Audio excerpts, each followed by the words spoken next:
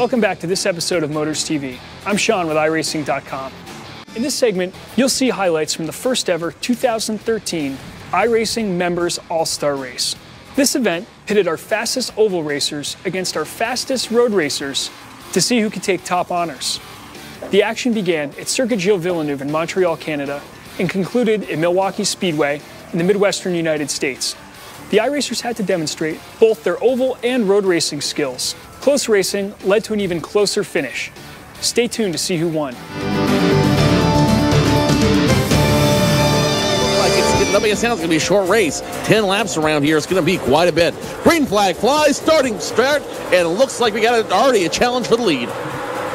Down into turn one for the first time. Enzo Benito will take that position away from Andre Borcha. He falls into the second position, but Ika Harpala is looking strong to start this lap. But down the inside, Tronke is now up into the second position. We have a spin down into turn one. We'll get a confirmation of who that was. And Jake Sturgis has gone off as well as Ray Alfala. So Alfala is struggling early on this race. Jake Sturgis went wide, and Daly is also struggling early on in this race. But the important thing is that it's all change out front. Enzo Benito leads away, and then in the second position, Martin Kroenke making up for a loss in qualifying, now running second. Enzo Benito wasting no time. He's got a little bit of an island between him and Martin Kroenke. Butcher, Happel, Sturgis, all running a single file by themselves. Everything could change, though, as they hit the chicane here. Nothing changes. They continue to stand in line. Right now, field is running pretty much single file, except for Casey Malone, who gets, and Andrew Fayash III, who all get by that car of Paul Ilbrink. It looks like he had some trouble going through the turnpike. The iRacing.com Pro Series champion on the roadside. He will just about make that. He gets a tag on the exit of the corner. Barrazzini is going to try and do the cut under, but meanwhile, Jesper Pedersen is bringing his car into pit road, and it looks as though also Ray Alfala is going to stay on the racetrack, and he goes past Matt Berza. Berza looks as though he's struggling. He got himself a slowdown penalty. To run through your top five, it's Enzo Benito from Martin Kroenke, from Andre Borcha, Ika Harpana in fourth, and then PJ Sturgis rounds out your top five. Andre Butcher moves up to third. Ilka Happela trying to figure out what he can do to get up from fourth to third. Not going to happen through that chicane. He's going to lose a little bit of time there, and that could hurt him later. Meanwhile, PJ Sturgis is hunting Happela, trying to pick up some position as well. Yeah, so Sturgis is now caught the rear of that train in the battle for the top four positions. We've got a great battle. Richie Stanaway, Fulvio Barrazzini, and Jason Lover. They are continuing their battle on the racetrack. Barrazzini going a little bit wide there, coming out of the Notre-Dame hairpin as they work themselves down this long back straightaway once again. Jason Lover, of course, is a driver who has always got tremendous top speed. You can see already he's closing that gap to Fulvio Barrazzini. Barrazzini's going offensive, but here comes Jason Lover on the inside. He thinks better of diving down as they come down. And chicane, world champions on the right-hand side, and Lover uses a lot of the curve. But meanwhile, Yuno Rumi has got the pass completed in the battle for the fifth position. And you've got PJ Sturgis on the outside. He'll now be on the inside for turn number two. The Rumi going sideways. He's going to drift that car around, and it was just about to keep it going there. But PJ Sturgis able to hold on to fifth position. Get himself past Ilka Harpala. Harpala got himself onto that curb, the same curb that's almost caught Stanaway out, the same curb that caught Alfano out a couple of laps ago, and that allowed Richie Stanaway to move himself into top five contention. So Stanaway is now your highest placed Australian driver, New Zealand driver, as he comes down into turn number five. Once again, Alfano is now falling down into the sixth position, and time is running out. The sands in the hourglass have almost expired, and Richie Stanaway knows that. He's driving hard out there. Now he's going to challenge for the position. 1657 make contact, and they are side by side going through that chicane, and it's going to be all decided at the hairpin.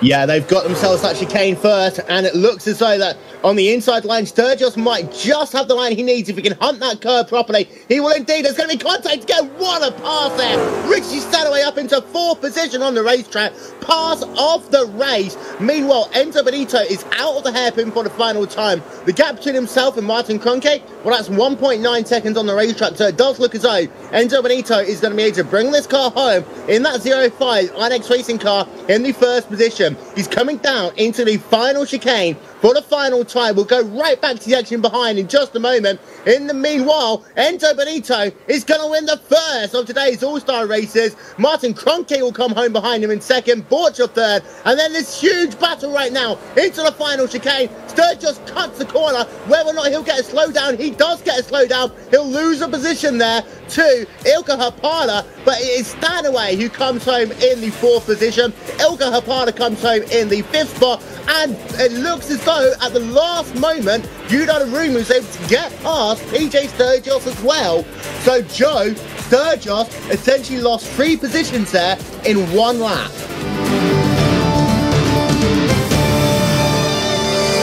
PJ Sturgis alongside him. We're getting set to go racing in the sprint car, USAC style here in the All-Star race. Green flag in the air, and it looks like Sturgis is going to jump the gun. That might get him a black flag as they come down into turn number 1.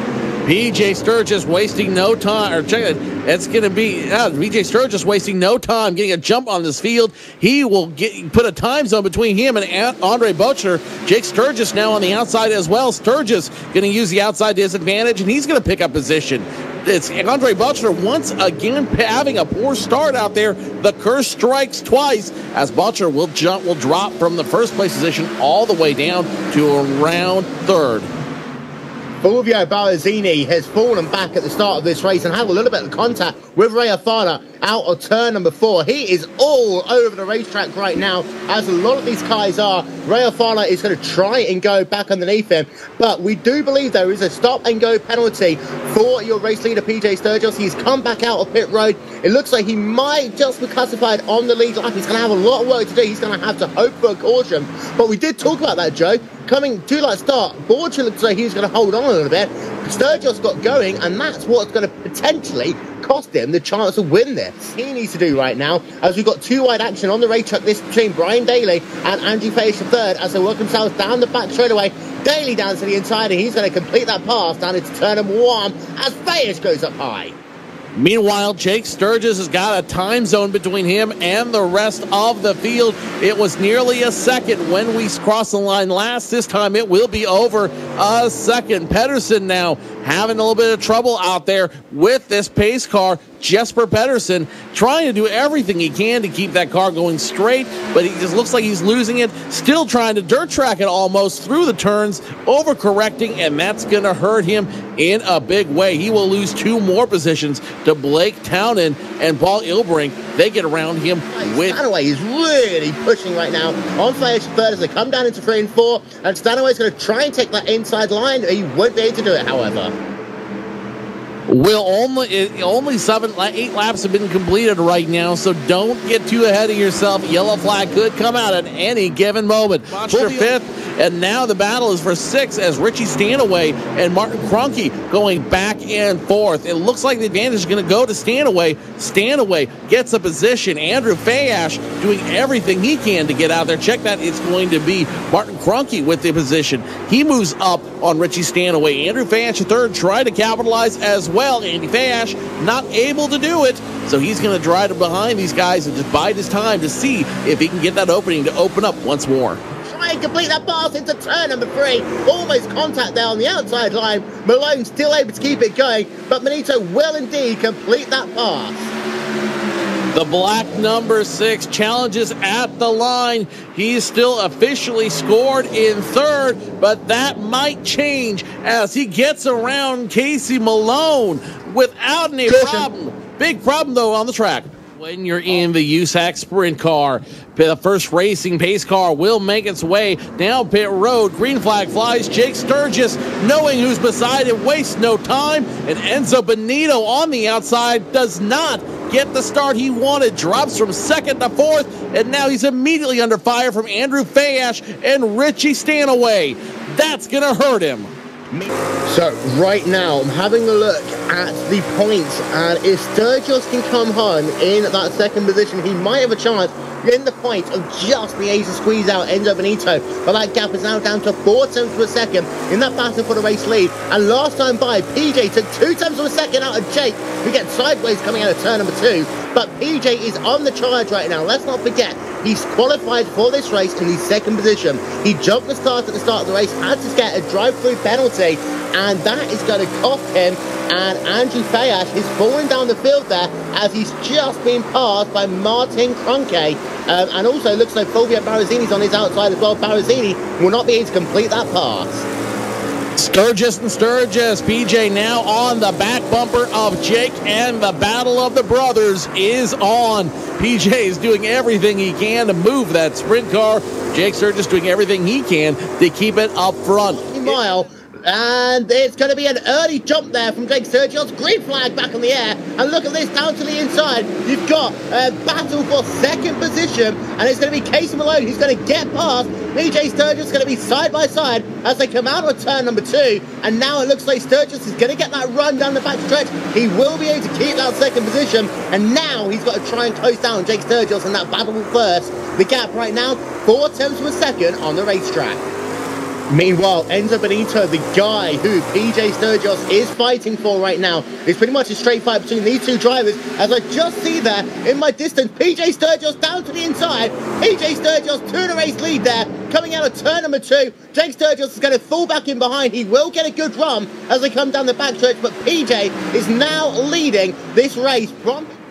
Yudan Narumi spins it there, coming out of turn number 2, our third caution of the day, and we're now going to have ourselves about a 2 to 3 lap shootout. That's what Benito needed, because he was just getting himself up into the 7th position at the time that Yudan Narumi spun his race car. Here we go then, green flag in the air, back to racing, 2 more miles left to go, and Jake gets a good start on the outside line. It's going to be the battle down into turn number 1. Jake doesn't get it done, but he might get the undercut as they come out of turn number 2, because PJ goes a little bit high. Here comes Jake Sturgis, battle for the race lead, as meanwhile Enzo Benito is up into 6th position. This is exactly what he needs to do. Enzo Benito back to the point, and this time white flag is going to be in hand. Joe, let's bring it home.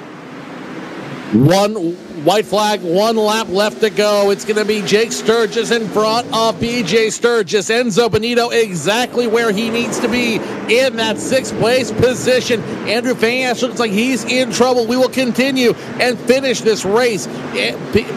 Jake Sturgis over PJ Sturgis. Enzo Benito in 6th. Wants to pick up 5th over Richie Stanaway. He will back up front for the win. It's going to be PJ Sturgis gets the slide job done underneath.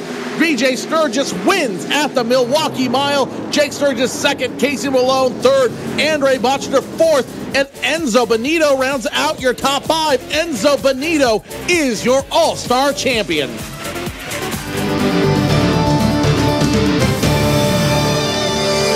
Thanks again for watching Motors TV. From all of us at iRacing.com, we'll see you on the racetrack.